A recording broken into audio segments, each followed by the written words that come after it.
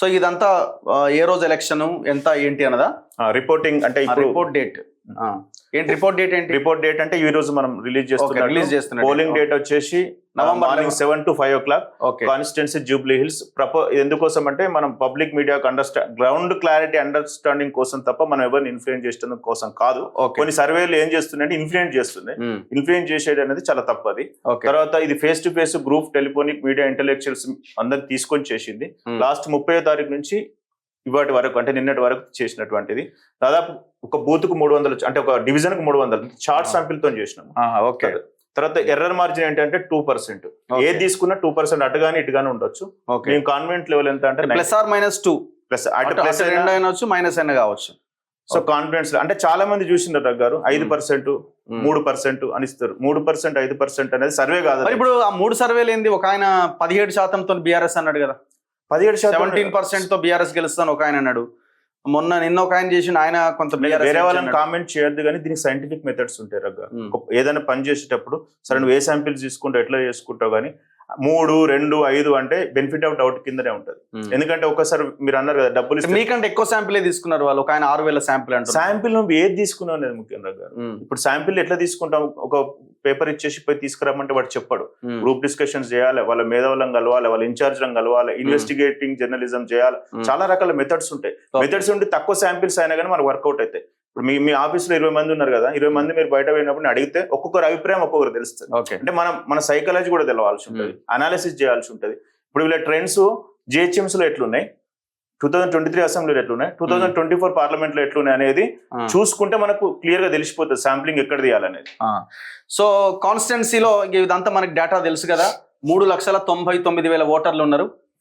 Total divisions covered in analysis 6 major divisions ఉన్నాయి. 1 sub division సోమాజి కూడా ఉంది, అంటే పార్షల్ సోమాజి కూడా రోడ్ కి యువతల వైపు Srinagar colony. Persons with disabilities handicappeds వీళ్ళు 19,000 మంది ఉన్నారు. ఎన్ఆర్ఐ ఓట్లు 123 ఉన్నాయి. ఫస్ట్ టైం ఓట్లు 18 to 19 years వాళ్ళు, అంటే మొన్ననే అప్లై చేసుకున్న వాళ్ళు 6,500 మంది ఉన్నారు. టోటల్ 3,99,000, 4 లక్షల ఓట్లలో పురుషులు 2 లక్షల చిల్లర, ఫీమేల్ ఆడవాళ్ళ ఓట్లు దాదాపు 191,000. So half of the votes ఉన్నాయి. కొంత మహిళలు తక్కువగా ఉన్నారు. 80+ ఓట్లు వాళ్ళు 2,700 మంది ఉన్నారు. Social engineering caste wise approximately different sources data. Social engineering ఇది అంటే ఏ కులాలు సంబంధించి ఎన్ని ఓట్లు ఉన్నాయి. మైనార్టీ ఓటర్స్ 34% ఉన్నారట. మొత్తం కాన్స్టిట్యున్సీలో 4 లక్షల ఓట్లలో 34% ముస్లిం మైనార్టీ, క్రిస్టియన్ మైనార్టీయా మొత్తం కలిసి దాదాపు 130,000 మంది వాళ్ళే ఉన్నారు. సో వాళ్ళ ఓట్ చాలా చాలా కీలకం. బీసీలు 140,000 మంది ఉన్నారు. 140,000 మంది ఉన్నారు. మెజారిటీ వాళ్ళదే. మున్నూరు కాపులు ఉన్నారు, యాదవులు ఉన్నారు, గౌడ్స్ ఉన్నారు, వడ్డెర ఉన్నారు, ముదిరాజు ఉన్నారు, రజక ఉన్నారు. మేజర్గా the average of 10 major BC caste vote is 12,000. అంటే ఒక క్యాస్ట్ ఎన్ని కలిపి మేము యావరేజ్ చేస్తే ప్రతి క్యాస్ట్ వాళ్ళు కూడా 12,000 ఉన్నారు. 12,000 అంటే ఒకరు 10, ఒకరు 14, ఒకరు 20, ఒకరు 15, అంటే అన్ని రకాల కులాలు మొత్తం ఉన్నారు అక్కడ. So that is a major impact. SC and ST 45,000 మంది ఉన్నారు, చాలా కీలకం. దళిత గిరిజన ఓట్లు కూడా ఇందులో మాల 17,000 ఉన్నారు, మాదిగ 15,000 ఉన్నారు, ఎస్టీ 13,000 ఓట్లు ఉన్నాయి. అప్పర్ క్యాస్ట్ 75,000 ఉన్నారు. కమ్మ, రెడ్డి, వెలమ, మార్వాడీస్ అండ్ అదర్స్ ఎంతమంది? 75,000 ఉన్నారు. అదర్స్ 10,000 ఉన్నారు. Migrated from other states except AP వాళ్ళని ఇందులో కలిపేసినాం. ఓకే. సో ఇట్లా టోటల్ ఆల్మోస్ట్ 3,99,000 చేంజ్ ఓటర్స్ ఉన్నారు.